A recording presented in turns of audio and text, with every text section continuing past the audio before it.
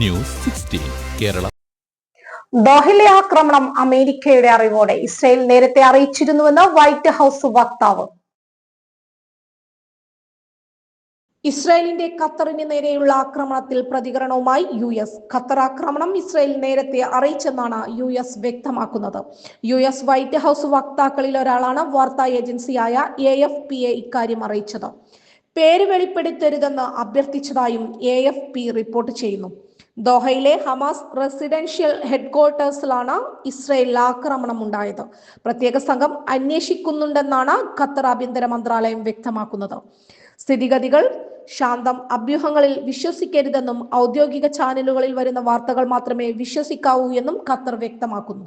അതേസമയം ഇസ്രായേൽ ആക്രമണത്തിന് പിന്നാലെ ഖത്തറിനൊപ്പമെന്ന് സൗദി അറേബ്യ പ്രഖ്യാപിച്ചു. ഇസ്രായേലിന്റെ ആക്രമണം ഖത്തറിന്റെ പരമാധികാരത്തിന് നേരെയെന്നും ഇസ്രായേലിന്റെ ക്രൂരമായ കടന്നുകയറ്റം അംഗീകരിക്കാനാകില്ലെന്നും സൗദി പറഞ്ഞു.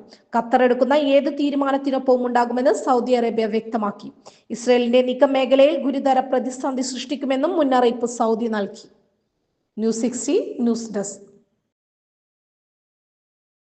പക്ഷമില്ല, വിവേചനമില്ല. നേരിനൊപ്പം, നാടിനൊപ്പം, നാട്ടുകാർക്കൊപ്പം. News 16 Kerala channel.